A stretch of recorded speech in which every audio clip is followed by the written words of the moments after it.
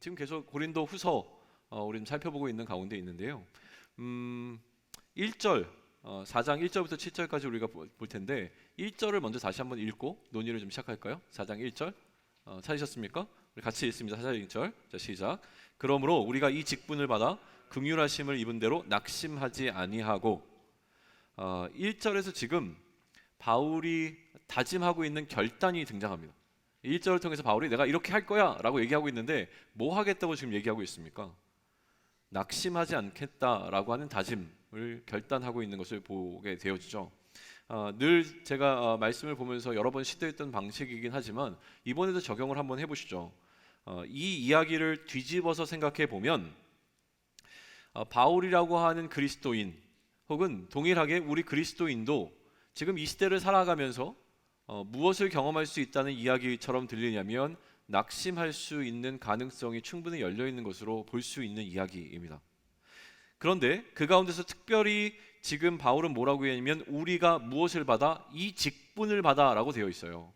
그러니까 다시 한번 얘기하면 그리스도인들도 낙심하게 되는 경우가 있는데 특별히 이 그리스도인 가운데 직분을 갖고 있는 자들 또한 낙심할 수 있는 가능성이 얼마든지 있다라는 것으로 우리는 이해해 볼 수 있다라고 하는 것이죠. 그리스도인으로 부름받은 것과 아울러 하나님을 위해서 어떤 직분을 받은 자가 되어졌는데 이 직분을 행하다가 다시 말하면 하나님께서 나에게 맡겨주신 그 사명을 충실하게 이행하는 과정 가운데서 무엇을 맞이하게 됩니까? 낙심하게 되는 경우가 있다라고 하는 거예요. 교회에서 리더로 섬겨본 사람들 혹은 다른 봉사부서에서 여러 가지 모양으로 섬겨본 사람들은 아마도 누구나 다 경험해 봤을 겁니다. 교회가 아니더라도 학교에서 무언가 기독교 동아리에 소속되어 있거나 선교단체에서 무언가 열심히 활동을 했던 경험들이 있는 사람들은 하나님의 이름으로 행했던 어떤 일을 행하는 과정 가운데서 마주하게 됐던 낙심의 경험들을 아마 대부분 다 가지고 있을 겁니다. 누구 하나 빼놓지 않고 그 좋았던 하나님의 일을 하면서 느꼈던 행복감과 평안함 또 그 기쁨들과 아울러서 늘 낙심하게 되었고 또 마음 상했던 경험들을 가지고 있는 것이 일반적이라고 하는 것이죠. 미친 듯이 열정을 뿜어내면서 뛰어가던 어떤 한 지체가 어느 순간 그 열정이 시들해지더니 또 어느 순간에는 공동체에서 보이지 않습니다. 찾아가서 만나보면 대부분의 이유들은 대부분 다 낙심입니다. 낙심이라고 하는 것이 한자 말이지만 이제 마음이 떨어져 버린 거죠. 요즘 제가 잘 사용하는 표현으로 하면 마음을 빼앗겼다라고 얘기할 수 있는데요. 마음에 상심한 겁니다. 마음을 잃어버렸다고도 표현할 수 있죠. 마음이 떨어지고 마음을 잃어버린 상태가 되어버립니다. 낙심된 이유, 마음이 상한 그 이유를 좀 곰곰이 살펴보면 대부분은 관계에서 비롯되는 것이 일반적입니다. 인정받음의 문제이죠. 내가 수고한 것, 내가 열심히 한 것, 내 의견 이런 것들이 받아들여지지 아니할 때 우리는 공동체에서 혹은 다른 어떤 공동체의 지체에게 내가 인정받고 있다라고 하는 마음을 못 갖게 되어지고요. 이런 것들은 우리 안에서 마음을 불편하게 만드는 계기가 되어지는 것 같습니다.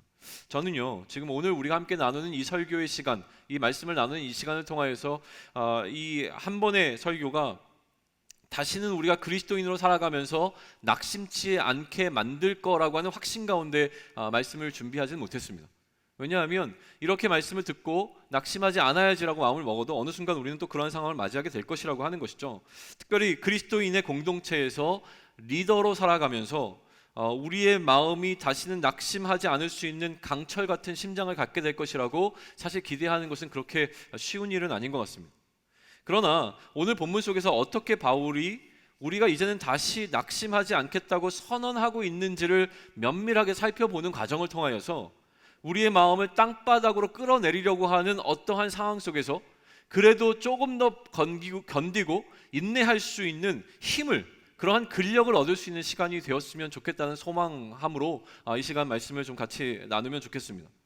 우선요, 바울이 언급하고 있는 낙심치 않기로 결단함으로 하지 않겠다라고 이야기하는 부정적인 것들과 이제는 내가 낙심치 않기로 결단합니다. 그러니 내가 이제 이것들은 하지 않겠습니다라고 하는 부정적인 결단들과 이제 그렇게 낙심하지 않는 마음을 통하여서 무언가를 하겠습니다라고 하는 긍정적인 결단이 그 다음 절에 등장을 합니다.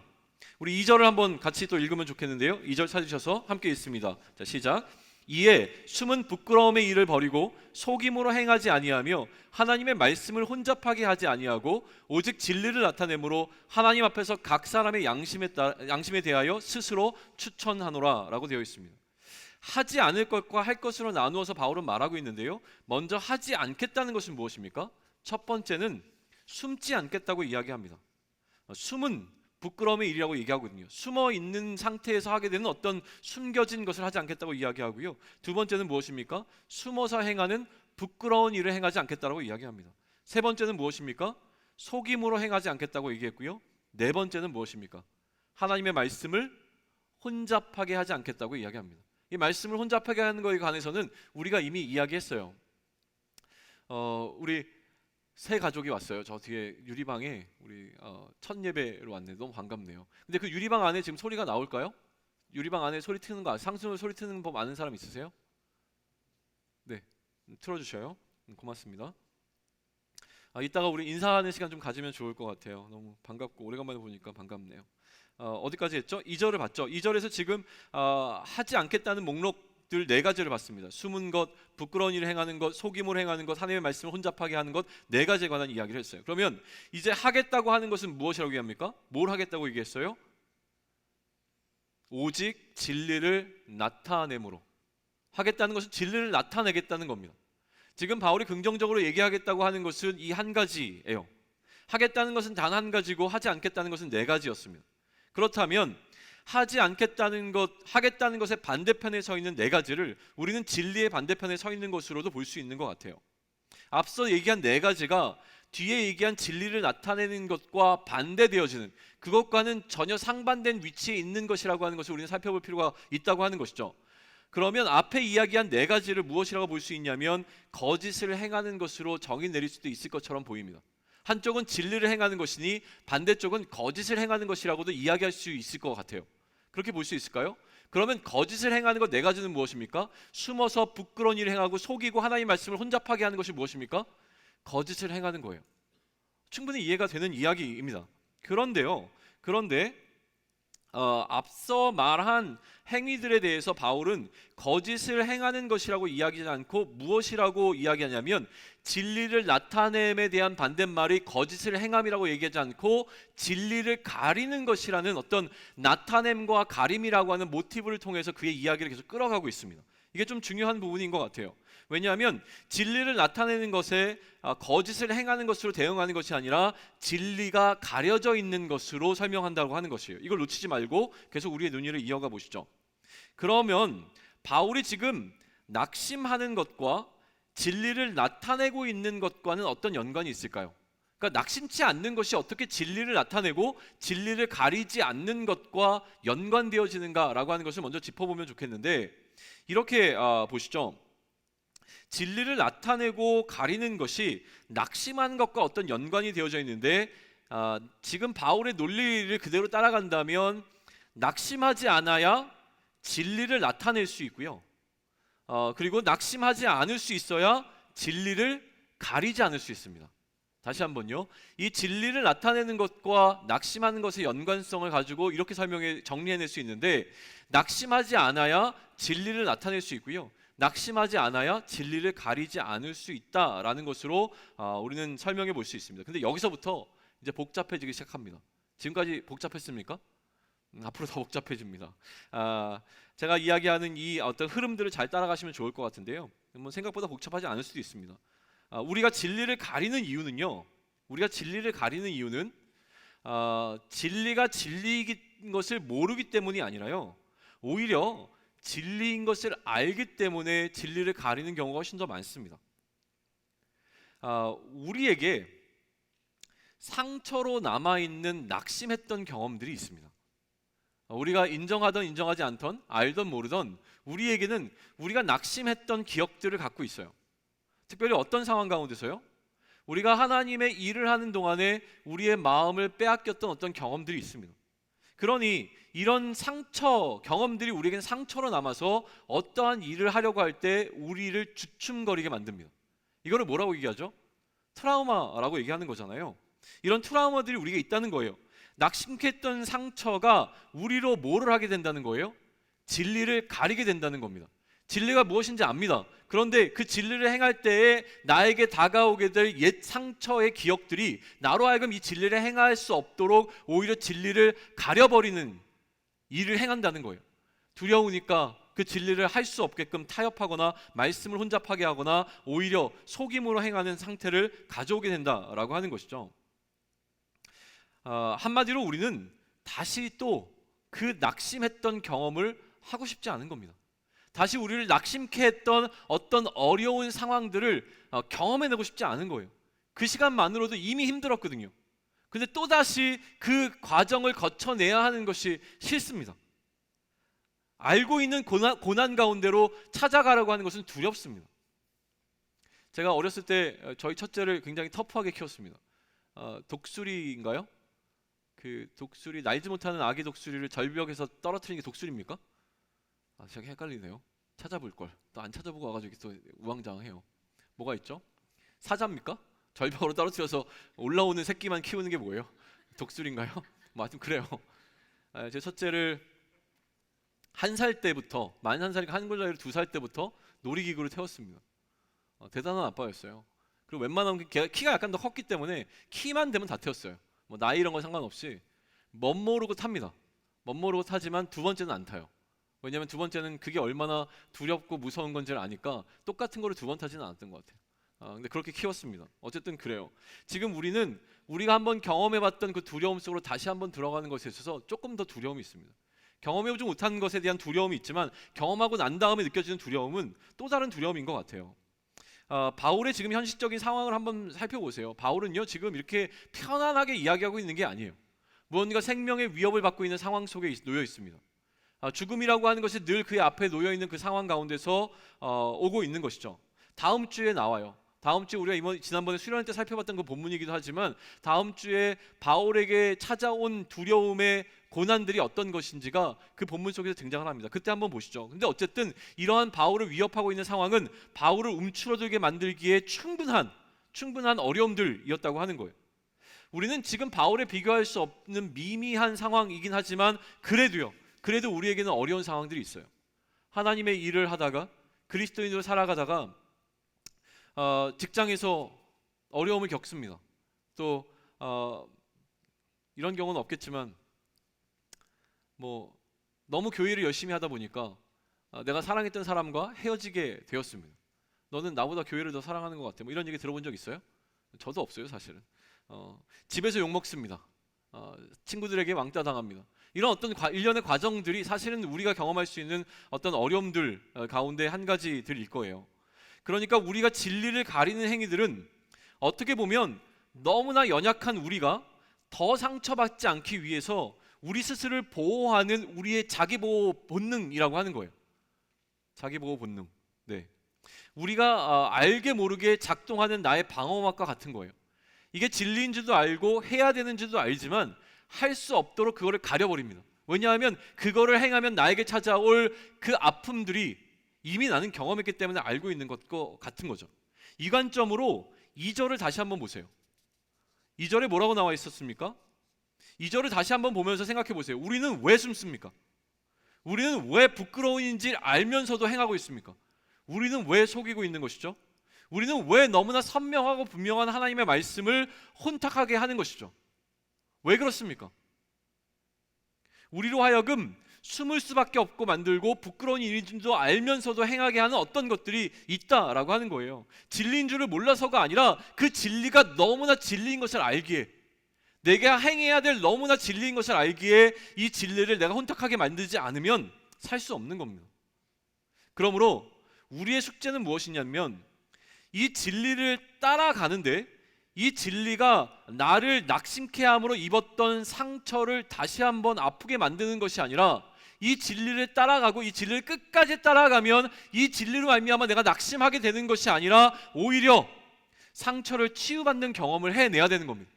그래서 이 상처가 나에게 트라우마로 남아있는 그 상처가 더 이상 나에게 상처가 되지 않도록 만드는 것이 우리에게 필요하다는 것이죠. 왜냐하면 내가 상처받았던 그 일은 내가 하나님이라고 하는 타이틀이 붙어있는 어떤 일, 내가 그리스도를 위하여 행했던 어떤 수많은 일들 때문에 상처받은 어떤 상처가 있다면 그것은 잘못된 상처입니다. 여기서 출발하셔야 됩니다. 오해가 있었던 겁니다. 확실히 얘기합니다. 내가 하나님으로 말미암아 속상했어요, 내가 예수님으로 말미암아 상처받았다고 얘기하는 수많은 내가 갖고 있는 트라우마들은 잘못된 겁니다. 왜냐하면 하나님은 우리를 상처 주시는 분이 아니기 때문이에요. 하나님은 우리를 상처 주시는 분이 아니라 하나님은 사랑 그 자체이십니다. 하나님이 우리를 사랑하는 방식으로 때로는 우리에게 어려움을 주셨을 수 있습니다. 그런데 우리가 그것을 하나님의 사랑으로 받아들이지 못하고 오해했기 때문에 그것이 우리에게 상처로 남아있다라고 하는 거예요. 그러니 우리는 그 하나님이 나에게 상처를 주기 위해서 이 일을 경험케 하신 것이 아니라 나를 너무나 사랑하셔서 나로 하여금 이 시간을 거쳐가게 하셨다는 것을 이해해낼 수 있어야 또다시 나아갈 수 있는 힘이 생기게 되는 겁니다. 지난주 본문에서요, 바울은 하나님의 일을 하다가 낙심치 말아야 하는 이유에 관해서 이미 우리에게 설명해 주었습니다. 새롭죠? 그래서 오늘 본문을 시작할 때 바울은 뭐라고 얘기하냐면 그러므로 라고 하면서 시작을 하는 거예요. 앞에 이미 설명이 되었습니다. 앞에서 이미 우리가 하나님의 일을 하면서 낙심하지 않을 수 있는 그 이유에 대해서 지금 바울이 이미 설명을 했어요. 그 설명을 들었으니까 그러므로 이제는 내가 낙심치 않겠다, 낙심치 않으니 이런 일들은 하지 않을 거고 이런 일들은 할 거야 라고 결단하며 나아가는 모습이 나오는 겁니다. 그럼 도대체 지난 시간에 바울이 낙심하지 말아야 하는 이유에 대해서 무엇이라고 설명했습니까? 그가 갖고 있는 직분, 다시 얘기하면 의의 직분이라고 하는 그의 직분이 얼마나 영광스러운 것인지를 바울은 깨달았다라고 하는 거예요.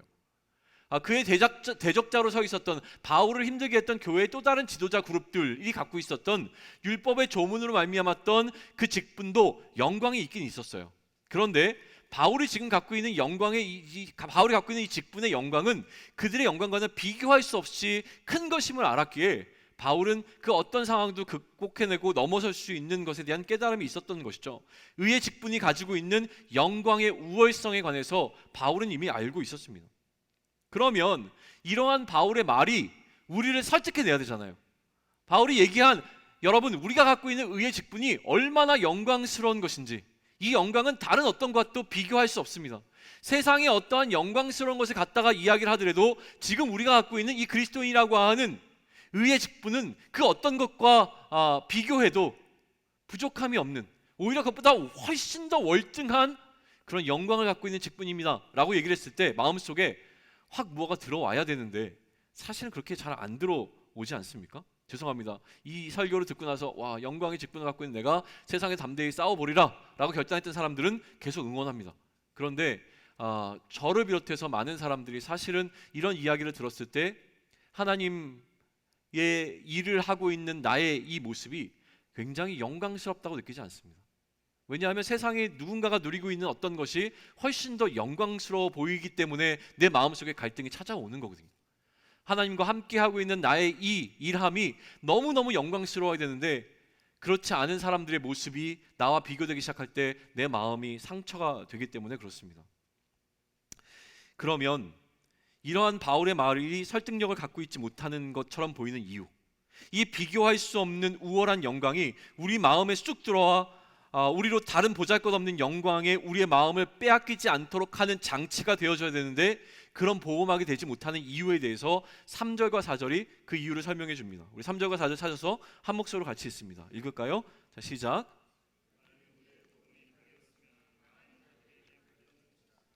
그 중에 이 세상의 신이 믿지 아니하는 자들의 마음을 혼미하게 하여 그리스도의 영광의 복음의 광채가 비치지 못하게 하매니 그리스도는 하나님의 형상이니라. 이유는 무엇이라고 얘기합니까? 만일 우리의 복음이 어떻게 되었으면?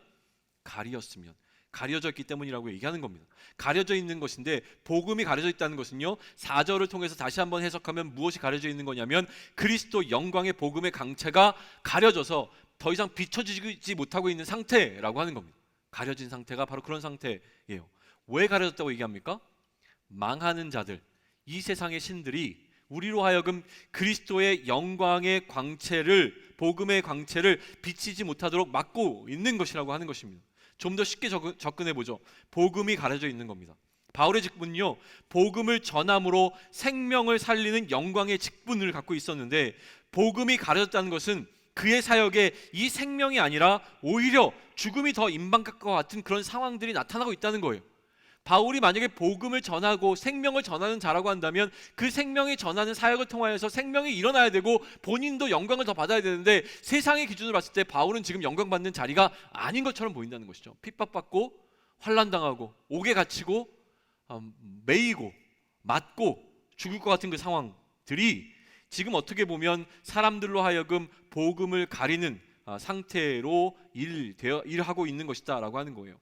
바울이 주장하는 그 영광스러운 직분은 그 누구의 눈에 보기에도 영광스럽지 않은 상황이었다는 겁니다. 객관적인 기준에서 말이죠. 저는요, 이런 절망적인 상황이 바울을 낙심하게 할 수 없었던 이유의 핵심이 바로 5절이라고 봅니다. 누가 보더라도 너무나 너무나 절망적인 상황이었는데, 영광스럽지 않은 상황인데 불구하고 지금 바울이 그러한 상황 속에서 절망하지 않고 낙심하지 않을 수 있었던 이유가 바로 5절이라고 본다는 거예요. 이 5절에서 하고 있는 바울의 그가 알고 있었던 이 지식과 이 지식을 가지고 있는 그의 신앙의 고백이 그의 마음을 붙잡아 준 것이라고 믿습니다. 그러니 우리는 5절을 어떻게 읽어야 되겠습니까? 힘차게 읽어야 될 것 같습니다. 우리 5절 씩씩하게 같이 읽습니다. 시작. 우리는 우리를 전파하는 것이 아니라 오직 그리스도 예수의 주 되신 것과 또 예수를 위하여 우리가 너희 종된 것을 전파함이라. 아멘. 읽으셨을 때 마음에 막 감동이 오십니까? 막 두근거리면서 이거야, 와, 내가 이 진리를 알았어 라는 감동이 오셔야 되는데, 역시 뭔가 좀 부족한 것 같지 않습니까? 설명이 조금 더 필요합니다. 나중에 우리가 5절을 다시 한번 살펴볼 거예요. 그런데 이 5절이 얼마나 강력한 말씀인지를 우리가 깨달아 알 수 있으면 좋겠습니다. 그냥 보면 너무나 당연해 보이는 말이 어마어마한 영적인 진리와 우리의 마음을 치는 도전함이 있는 말인 것을 우리는 알아야 합니다. 지금부터 집중해서 같이 고민해 보시죠. 지금까지 집중해 왔는데 또 집중하라 그러죠. 집중치 않으신 분들을 위해서 권면했습니다. 자, 지금부터 갑니다. 집중해서 같이 고민해 보시죠. 자, 5절을 보다 깊이 이해할 수 있도록 돕는 것이 무엇이냐면 6절과 7절입니다. 6절과 7절을 읽고 다시 논의를 하시죠. 6절과 7절 준비됐습니까? 같이 읽습니다. 시작. 어두운데 빛이 비치라 말씀하셨던 그 하나님께서 예수 그리스도의 얼굴에 있는 하나님의 영광을 아는 빛을 우리 마음에 비추셨느니라. 우리가 이 보배를 질그릇에 가졌으니 이는 심히 큰 능력은 하나님께 있고 우리에게 있지 아니함을 알게 하려 함이라. 자, 6절에서는요, 아까 4절에서 이야기했던 상황과는 달리 바울에게 이 영광의 광채가 가려지지 않고 도달되었습니다. 4절에서는 무언가 막고 있는 사람들을 통해서 바울이 전하고 있는 복음이 다른 사람들에게 전해지지 않는 상태를 이야기했지만, 이미 바울에게는 이 영광의 광채가 어떻게 되었습니까? 가려지지 않고 도달되었습니다. 그리고 그가 받은 이 영광의 광채가 얼마나 소중한지를 알았던 바울은요, 그 예수 그리스도 얼굴에 있는 하나님의 영광을 아는 빛을 7절에서 뭐라고 부릅니까? 보배라고 부릅니다. 다시요. 감동 안 하시는 것 같아서. 예수 그리스도의 얼굴에 있는 하나님의 영광을 아는 빛을 바울은 얼마나 이게 귀한지를 알았냐면 그것을 가리켜서 보배라고 이야기합니다. 보배라고 부르는 것은요, 자신에게 비추이는 이 빛이 얼마나 소중한지를 알았기 때문입니다. 이 소중함의 크기를 가늠해 볼 수 있는 부분이 있어요.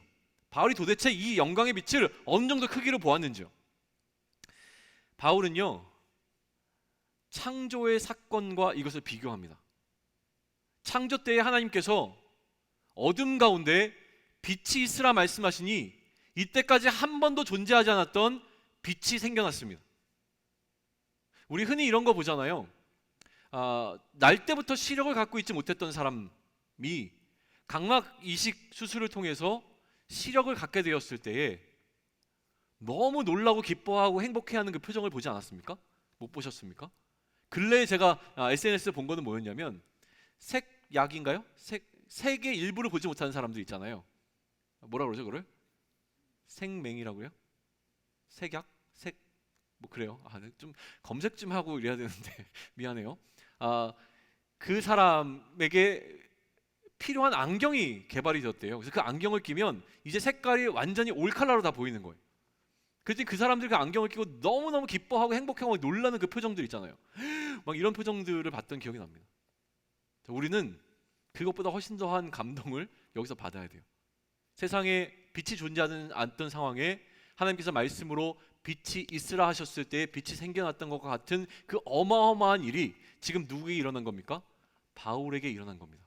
마치 그것과 마찬가지로 하나님께서 어떻게 하셨다는 거예요? 그 빛을, 하나님의 영광을 아는 빛을 바울의 마음속에 비추셨다는 겁니다.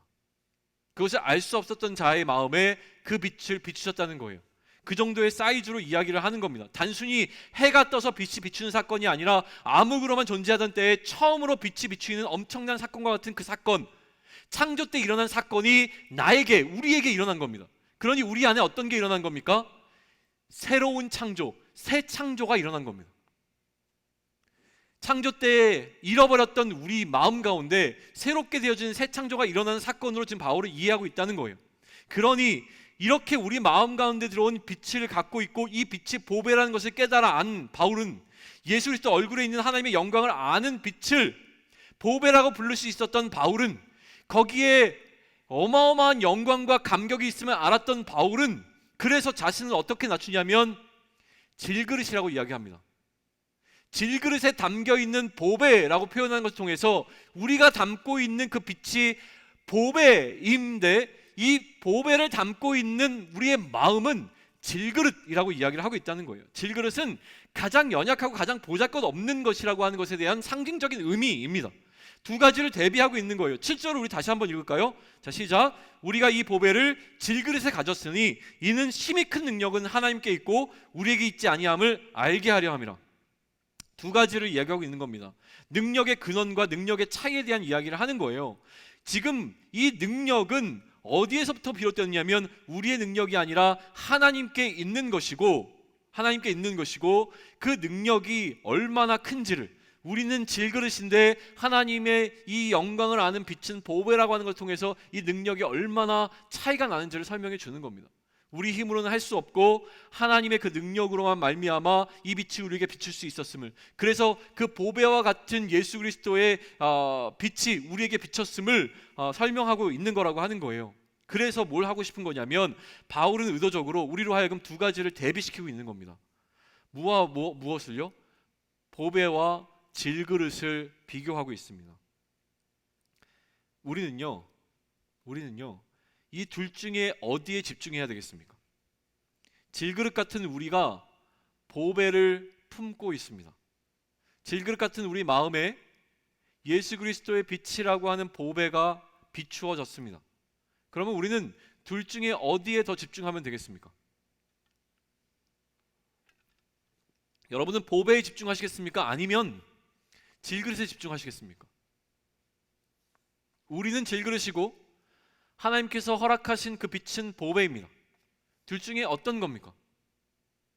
당연히 보배에 집중해야죠. 그런데 우리의 삶은요, 보배에 집중하지 않습니다. 우리는요, 어디에 집중합니까? 내가 질그릇이라고 하는 상태에만 집중합니다. 그래서 내가 무언가 조금 더 질그릇이 아닌 다른 그릇이 되기를 노력하는 방식으로 살아갑니다. 질그릇에서 동그릇으로, 동그릇에서 은그릇으로, 은그릇에서 금그릇으로 바뀌어져 가는 어떤 거기에만 집중하고 있어요. 내가 바뀌어서 나 스스로가 무언가 보배로운 존재가 되기를 바라는 방식으로 살아간다고 하는 것이죠. 그런데 지금 여기서 우리로 하여금 집중케 하는 것은 무엇이냐면 우리가 담아내고 있는 우리라고 하는 그릇이 중요한 것이 아니라 무엇이 중요한 겁니까? 그릇이 담고 있는 컨텐츠가 중요하다는 거예요. 그릇 자체는 보잘것없지만 그 그릇이 담고 있는 컨텐츠가 너무나 중요한 것이라면 그릇의 존재의 의미는 그 그릇이 담아내고 있는 컨텐츠에 의해서 결정된다라고 하는 거예요. 그것을 깨달아야 되는데 그것을 깨닫지 못하니 우리는 어디에만 집중합니까? 우리가 어떠한 그릇인지 우리 그릇이 갖고 있는 스펙에만 집중하고 있다는 거예요. 이해되십니까? 이거를 지금 바울은 설명하고 있는 겁니다. 사람들이 얘기합니다. 당신보다 내가 더 훨씬 탁월한 교회의 리더예요. 왜냐하면 나는 이렇게 더 많이 공부했어요. 나는 이렇게 훨씬 더 많은 제자들을 갖고 있어요. 나는 훨씬 더 큰 회당을 갖고 있어요. 이런 식의 접근이 가능하다는 겁니다. 그런데 이런 방식이 아니라는 거죠. 지금 바울이 집중하는 것은 무엇입니까? 우리가 어떠한 그릇인가가 중요한 것이 아니라 우리가 담아내고 있는 그 보배가 무엇인가라고 하는 것이죠. 여러분은 어떠한 보배를 담고 있습니까? 여러분이 담고 있는 보배가 학벌입니까? 여러분이 담고 있는 보배가 여러분의 외모입니까? 여러분이 담아내고 있는 보배가 여러분이 갖고 있는 직장입니까? 아니면 여러분의 샐러리예요? 여러분이 담고 있는 그 보배가 무엇이냐는 거예요. 뭐 괜찮습니다.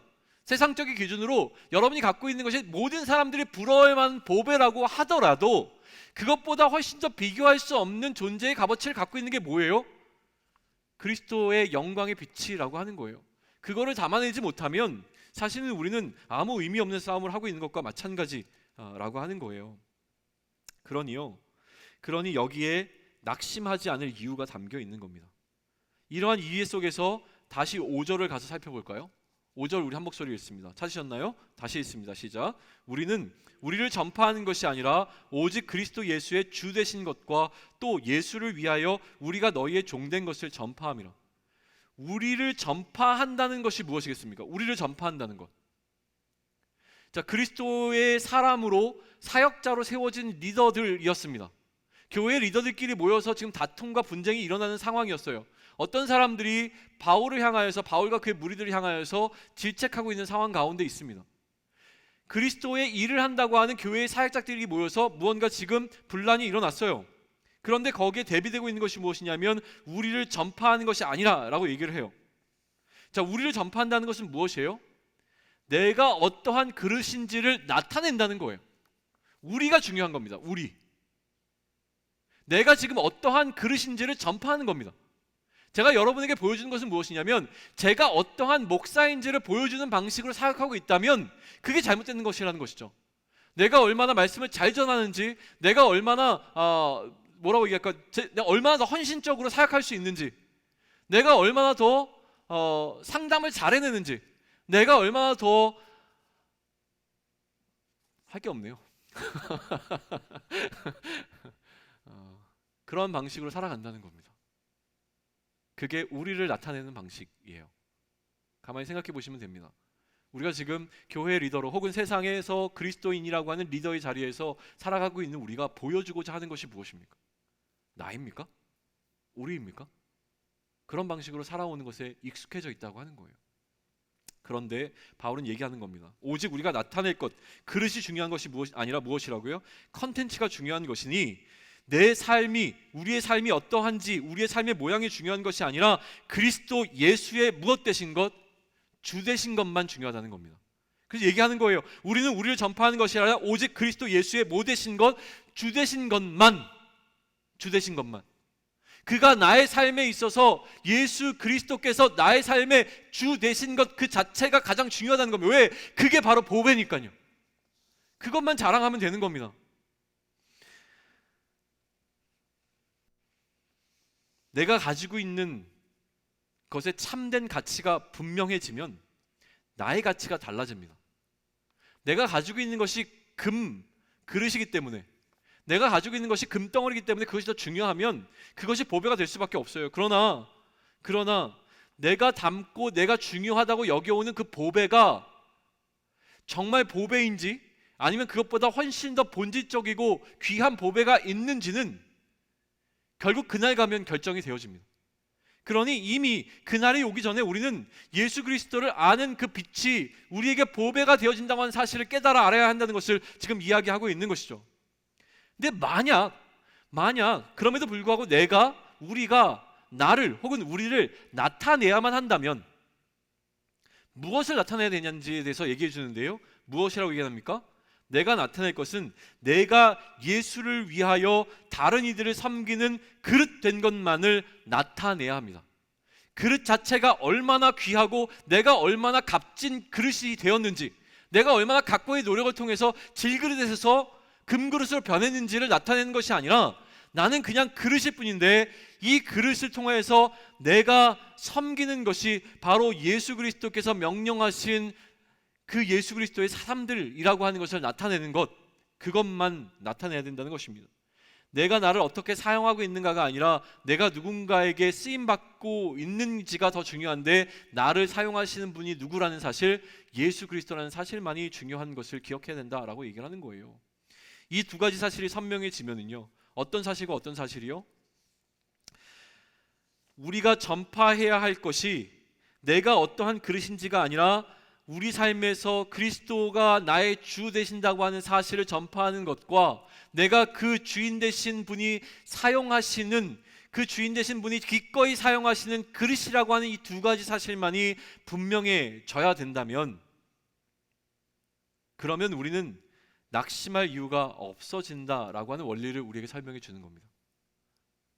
우리가 보배를 담고 있는, 우리가 담고 있는 컨텐츠만이 중요하고 우리가 도대체 어떠한 그릇인지가 더 이상 중요해지지 아니하는 시점, 혹은 내가 어떠한 그릇인지가 너무너무나 중요해서 그것 때문에 아둥바둥 살아왔는데 사실은 내가 담고 있는 내용물이 너무너무나 압도적으로 귀한 것이기에 나의 존재 가치가 너무나 값어치 없이 느껴져서 더 이상 나의 존재가 무의미해지는 그 상태를 겸하게 되어지면 우리는 나의 존재 때문에 가슴 아파할 이유가 없다는 것이죠.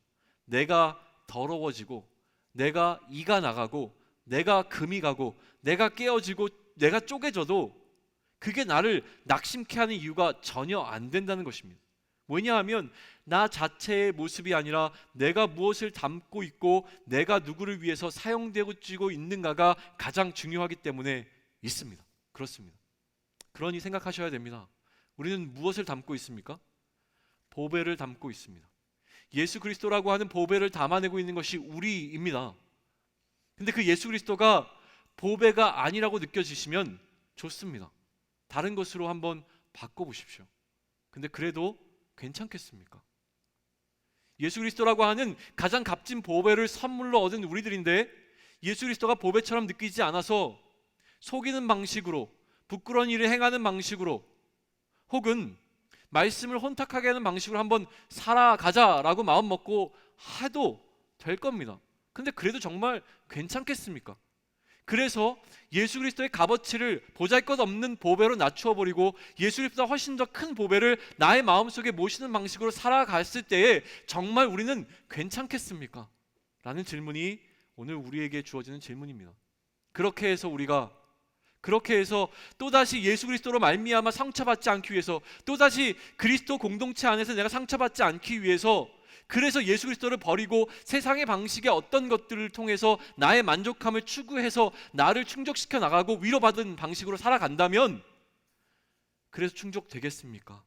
그래서 극복될 수 있겠습니까? 라고 하는 것이죠.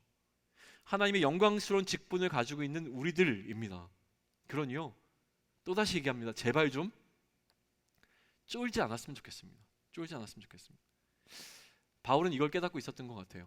그가 얼마나 영광스러운 직분을 갖고 있는지, 또 무엇을 그가 담고 있는 이 보배가 얼마나 귀중한 것인지를 알고 있었기 때문에 그 스스로가 어떠한 모양을 당해도, 다음 주에 나옵니다.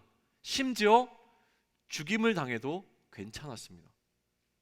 죽임을 당하는 것이 괜찮지는 않더라도 최소한 우리가 이 세상을 살아가면서 그리스도인으로 살아가는 데 있어서 당당함을 갖고 살아갈 정도의 신앙은, 믿음은 우리에게 있어야 되지 않겠습니까? 되지 않겠습니까? 되지 않겠습니까? 해낼 수 있는 우리가 되었으면 좋겠습니다. 아멘. 네, 그런 결단함이 있는 시간이 되었으면 좋겠고요. 우리 일어나서 찬양하면서 다시 우리의 마음을 좀 정돈하도록 하겠습니다.